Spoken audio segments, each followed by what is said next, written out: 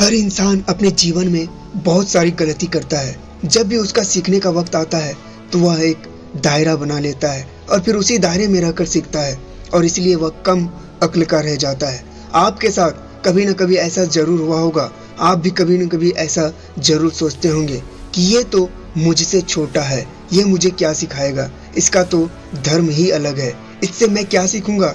या फिर आप कभी कभी ये सोचते हैं इसकी औकात ही क्या है मुझे सिखाने की, और इसलिए आप में अक्ल की कमी हो जाती है।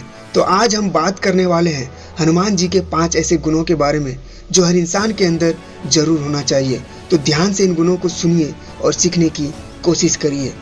जीवन में बड़े लक्ष्य बनाओ और उन्हें हासिल करके दिखाओ। पहली जो सबसे बड़ी सीख हमें हनुमान जी की जिंदगी से मिलती है वो ये है कि बड़े लक्ष्य बनाओ और उसे हासिल करके दिखाओ। आप सभी याद कीजिए कि जब आप सब छोटे थे और कोई भी व्यक्ति आपसे प्रश्न पूछता था कि आपको अपने जीवन में क्या बनना है, तो आप उसे कहते थे कि मुझे पायलट बनना है, मुझे इंजीनियर बनना है, मुझे डॉक्टर बनना है या फिर कलेक्टर बनना है। लेकिन अब अपने आप से प्रश्न कीजिए कि आप आज वो हैं जो आप बनना चाहते थे। हनुमान जी के जीवन से हम ये सीख सकते हैं कि जीवन में हमेशा बड़े लक्ष्य बनाओ और उसे हासिल करके दिखाओ। हनुमान जी जब छोटे थे तो उन्हें दूर पर एक चमकती हुई चीज नजर आई थी जो कि सूरज था, और हनुमान जी को लगा ये कोई फल है और वो उसे खाने के लिए दौड़ पड़े। इंद्र जी ने उन्हें रोकने की बहुत कोशिश की लेकिन वो नहीं रुके और उसे अपने मुंह में ले लिए। इसका मतलब हनुमान जी जब छोटे थे तो भी वो बड़ा लक्ष्य बनाते थे और उसे हासिल करके दिखाते थे। जब सीता जी को सब लोग ढूंढने के लिए आगे बढ़ रहे थे तो सामने एक बहुत बड़ा समुद्र आ गया। उनके साथ के बहुत सारे लोग हार मान गए। बहुत सारे लोग तो ये भी कहने लगे कि अब हमें सीता जी नहीं मिलेंगे, हमें वापस चल देना चाहिए। लेकिन उस समय भी हनुमान जी ने हार नहीं मानी। उन्होंने उस समुद्र को भी पार किया और सीता जी को ढूंढ निकाला। जब लक्ष्मण जी मूर्छित हुए थे तब भी यही हुआ था। वैद्य ने कहा था कि संजीवनी बूटी से ही लक्ष्मण जी ठीक हो सकते हैं, लेकिन साथ ही साथ ये भी कहा था कि संजीवनी बूटी मिल पाना असंभव है क्योंकि वह हिमालय पर है और सिर्फ एक रात में उस जड़ी बूटी को लाना असंभव है। उस वक्त सिर्फ हनुमान जी ही थे जिसने असंभव दिखने वाले काम को संभव करके दिखाया था। जब वह हिमालय पहुंचे तो उन्हें जड़ी बूटी नहीं मिल रही थी और इसलिए उन्होंने पूरा का पूरा हिमालय पर्वत वैद्य के सामने ला करके रख दिया था। इसलिए सीख को अपने जीवन में उतार लो, सीखने की जिज्ञासा को अपने जीवन में बढ़ाओ और हमेशा बड़ा लक्ष्य बनाओ और उस लक्ष्य को हासिल करके दिखाओ। संवाद की कला को बेहतर बनाओ। दूसरी चीज जो हमें हनुमान जी से सीखने को मिलती है वो है संवाद की कला। इसका मतलब किसी भी इंसान से बातचीत कैसे करना है। लेकिन अब आप कहेंगे कि इसमें सीखने की जरूरत क्या है, ये तो हमें पहले से आता है। लेकिन सिर्फ बात करने को संवाद करना नहीं कहते। संवाद करने का मतलब होता है कि किस इंसान से हमें कैसे बात करना चाहिए, ये भी पता होना बहुत जरूरी है। जब हनुमान जी पहली बार लंका पहुंचे तो उनकी सबसे पहली मुलाकात विभीषण जी से हुई थी। विभीषण राक्षस जाति के थे, लेकिन उसके बाद भी हनुमान जी ने उनसे सहजता से बात की क्योंकि उन्हें पता था कि विभीषण राम भक्त हैं और वो बहुत अच्छे इंसान हैं। बाद में जब हनुमान जी सीता के पास पहुंचे तो उन्होंने बताया कि श्री राम जी ने उन्हें ढूंढने के लिए भेजा है, लेकिन सीता जी ने उनकी बात पर विश्वास नहीं किया, उन पर शक किया, उन्हें बुरा भला कहा और कहा कि ये राक्षसों से कोई चाल है।